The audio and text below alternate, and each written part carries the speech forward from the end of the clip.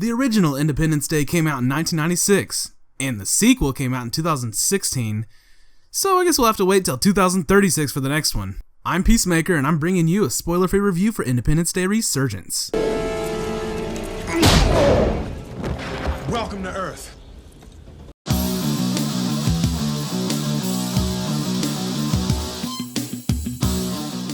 Ever since I experienced the sci-fi action staples like Predator and Aliens, I've been captivated by the idea of experiencing an atmospheric and thrilling movie with mankind fighting for existence while playing the underdog against some threatening otherworldly foes.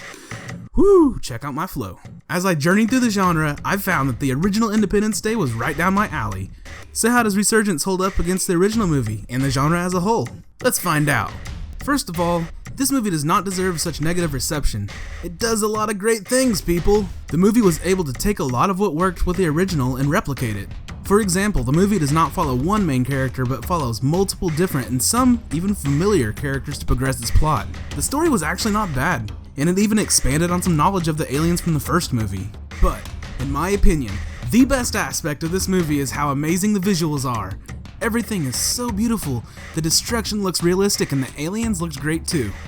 Even though there are some great aspects of the movie, there are some downsides. The movie had some hints of mediocrity with its humor that feels ingenuine, like it's trying too hard.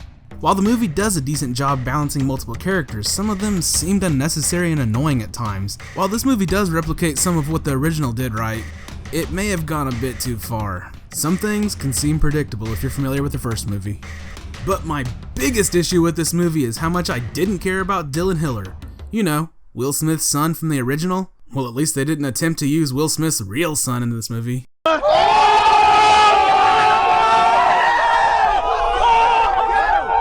His character felt less significant than expected, as well as suffered from some poor character depth and development. With all that being said, we really did enjoy this movie.